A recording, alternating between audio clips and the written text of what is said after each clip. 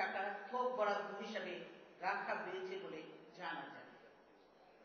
সুনির্দিষ্ট প্রকল্প বহির্ভূত এ বরাদ্দ নির্বাচনকে সামনে রেখে রাজনৈতিক স্বার্থেই ব্যবহার করা হবে বলে আমাদের আশঙ্কা।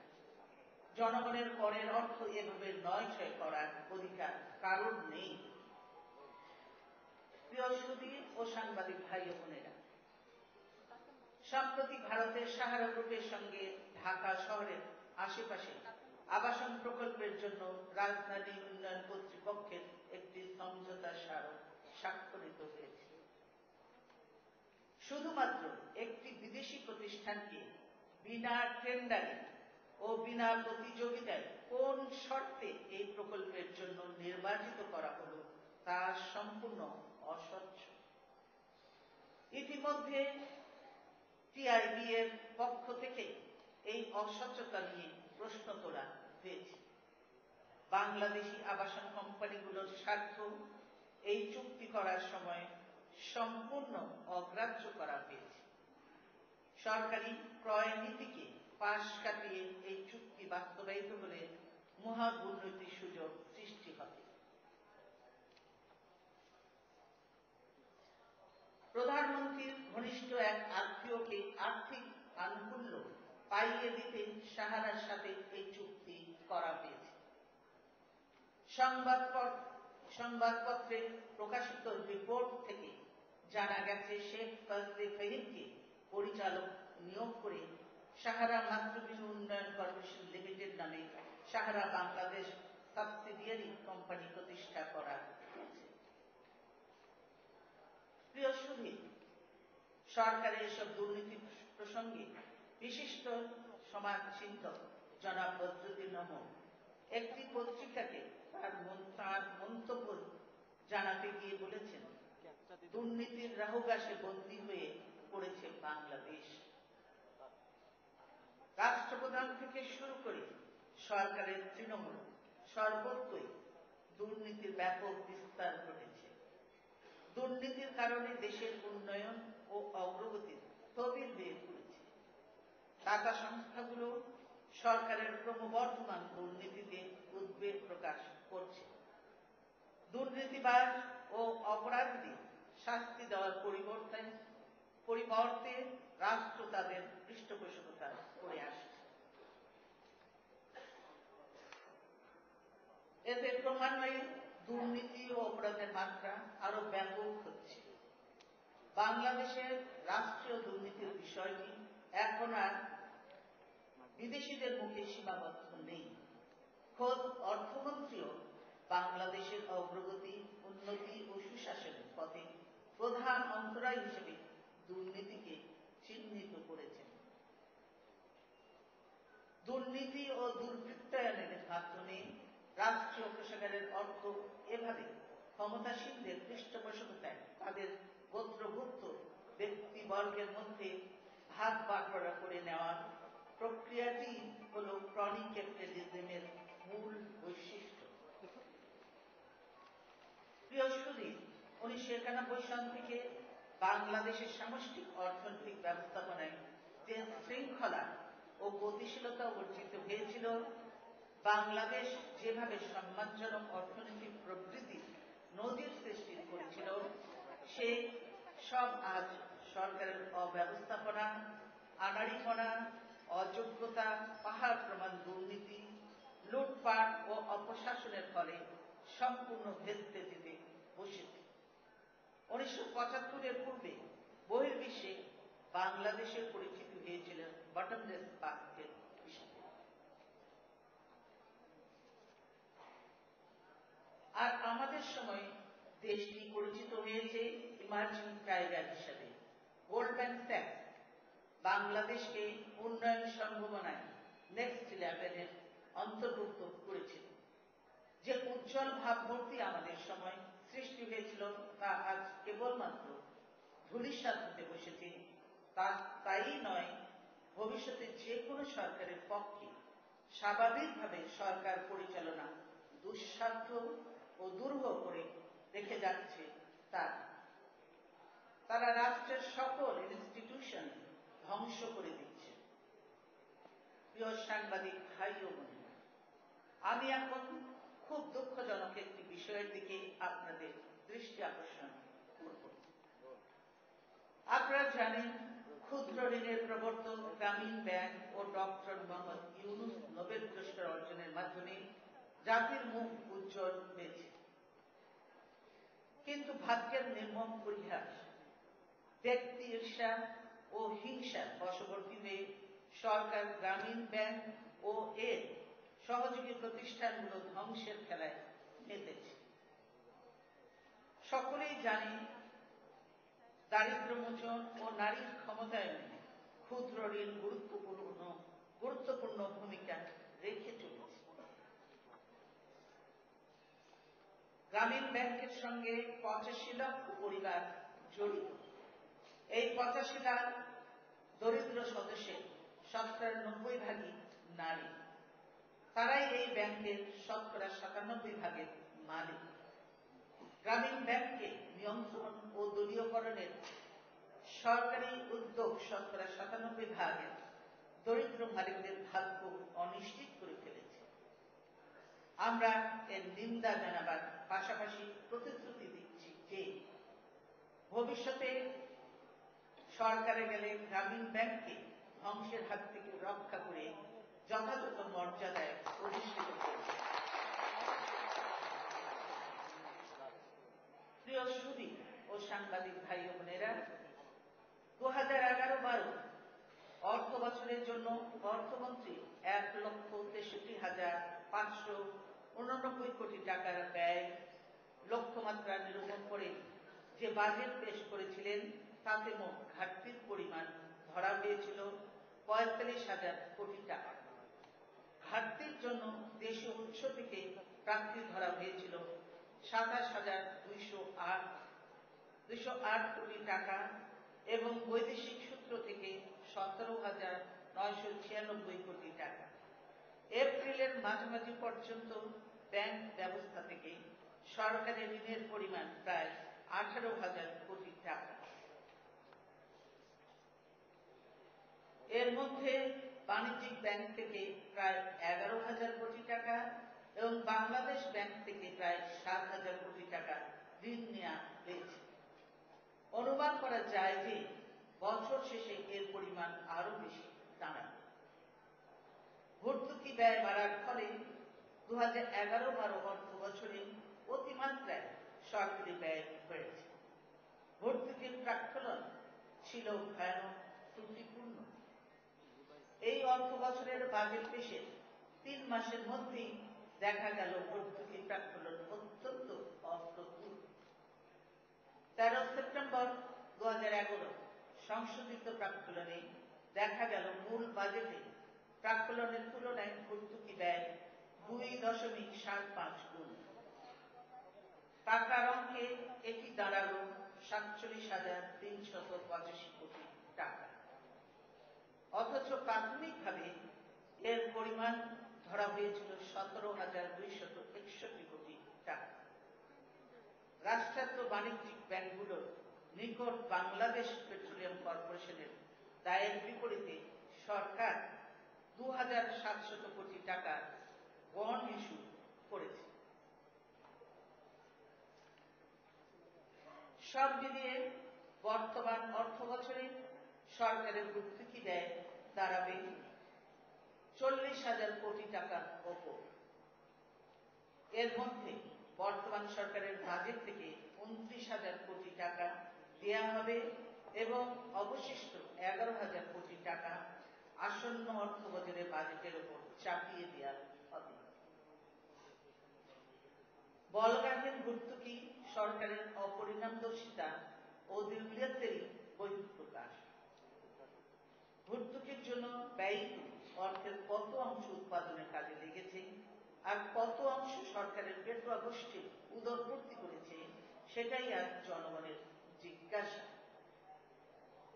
সরকারের অর্থনৈতিক ব্যবস্থাপনায় মারাত্মক ত্রুটির চিত্রই ফুটে উঠেছে ভর্তুকির এই হিসাব থেকে। ব্যক্তি খাতে বিনিয়োগের চাহিদা পূরণ না করে সরকারি ব্যয় বৃদ্ধির নীতি চরম আত্মঘাতী। এর ফলে বেড়েছে মূল্যস্ফীতি, ভেঙে পড়েছে সামষ্টিক অর্থনৈতিক ভারসাম্য। ভবিষ্যৎ প্রজন্মকে জর্জরিত করা হয়েছে ভর্তুকি দায়ের চাপ।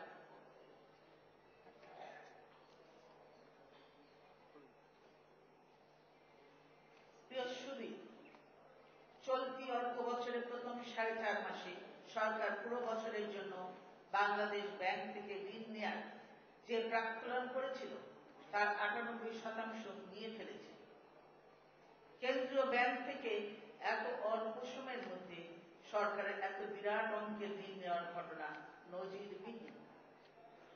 নির্বিচারে কাগজে নোট ছাপিয়ে ঋণ সরবরাহ করা হয়েছে। সরকারের প্রথম 4 মাসেই বাজারে অতিরিক্ত মুদ্রা সরবরাহের সৃষ্টি হয়েছে প্রায় 53,000 কোটি টাকা। বাণিজ্যিক ব্যাংক থেকে এত অধিক পরিমাণ ঋণ নেওয়ার ফলে বেসরকারি খাতে সৃষ্টি হয়েছে ঋণ দুর্ভিক্ষের। ব্যাংকগুলোতে মারাত্মক তারল্য সংকট দেখা দিয়েছে। কল মানি মার্কেটে সুদের হার অস্বাভাবিক হারে বৃদ্ধি পেয়েছে।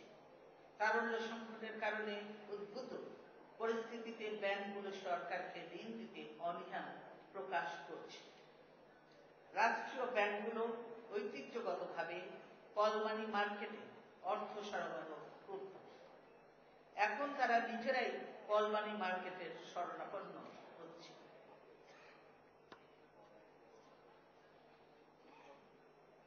সেখানে সুদের হার আশঙ্কাজনক হারে বেড়ে চলেছে, যা বাংলাদেশের আর্থিক ইতিহাসে নজিরবিহীন।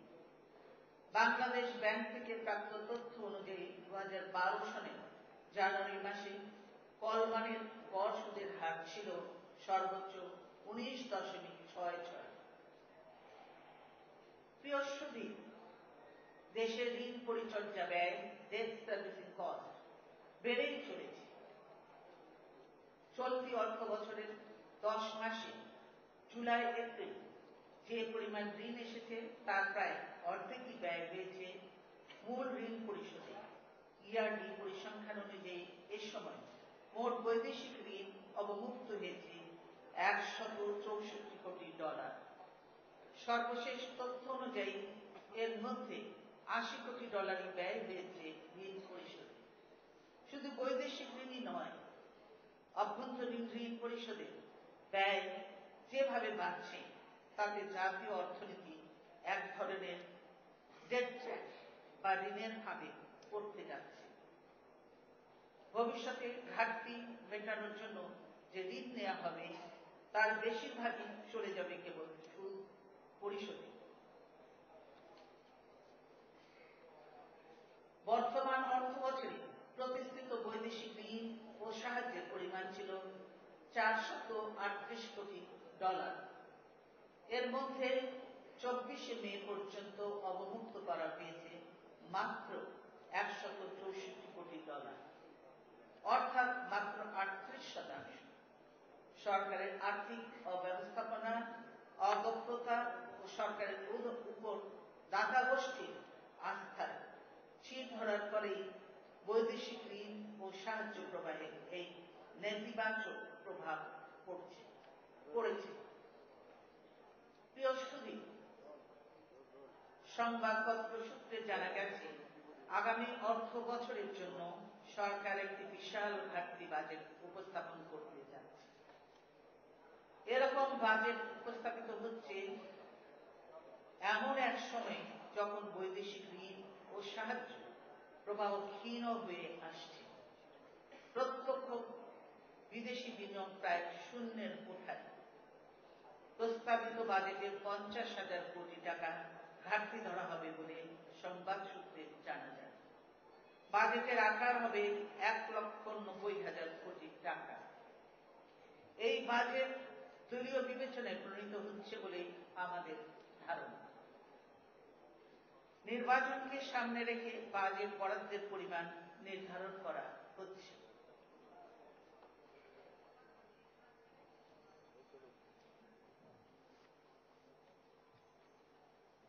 কারণ 2013-14 অর্থ বছরে বাজেটের অর্ধেক সময়ই মাত্র সরকারের নিয়ন্ত্রণ থাকবে। এরপরই জাতীয় সংসদ নির্বাচন হওয়ার কথা।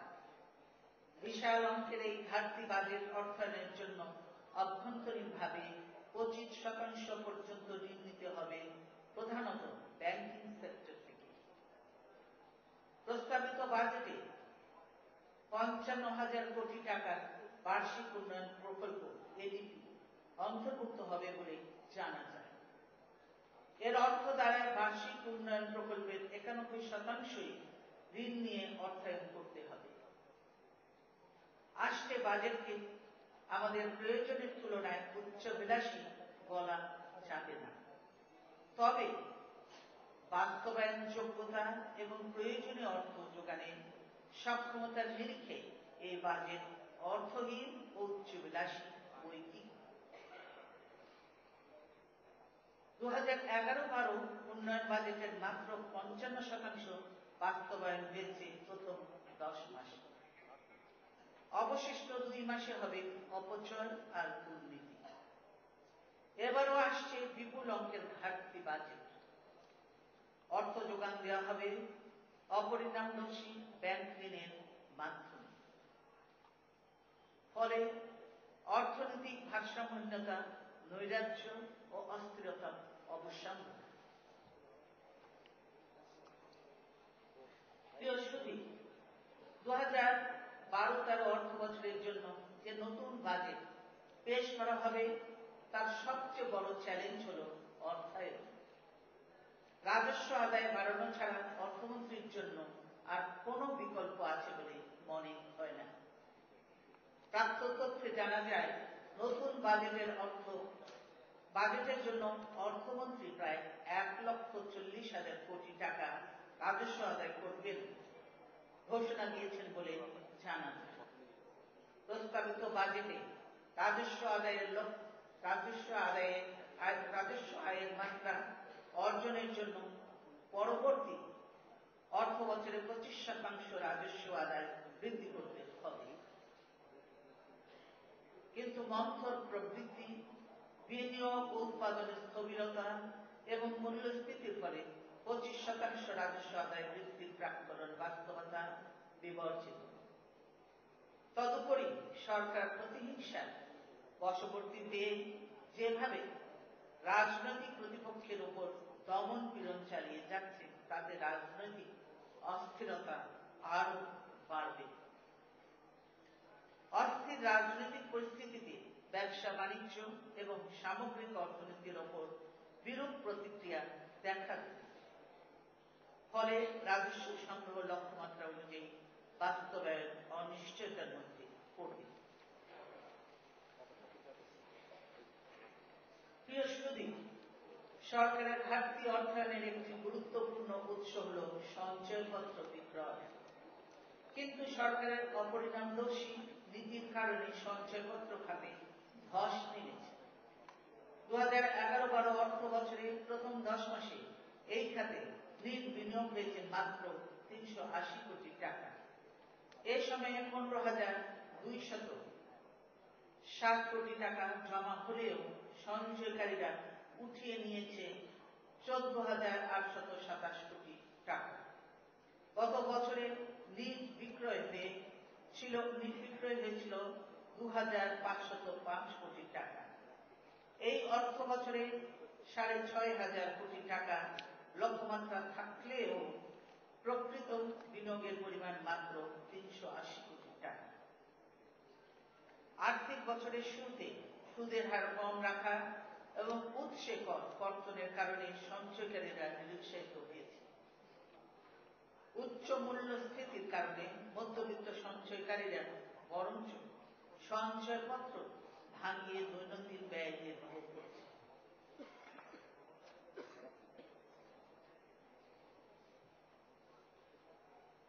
প্রিয় সুধী, বর্তমান অর্থ বছরের প্রথম 10 মাসে রপ্তানি আয়ের প্রবৃদ্ধি হয়েছে মাত্র 8.41%। এর মধ্যে পরপর 2 মাস, মার্চ ও এপ্রিলে আগের বছরের একই সময়ের তুলনায় রপ্তানি কমেছে প্রায় 7.5% হারে। মে ও জুনে একই ধারা অব্যাহত থাকলে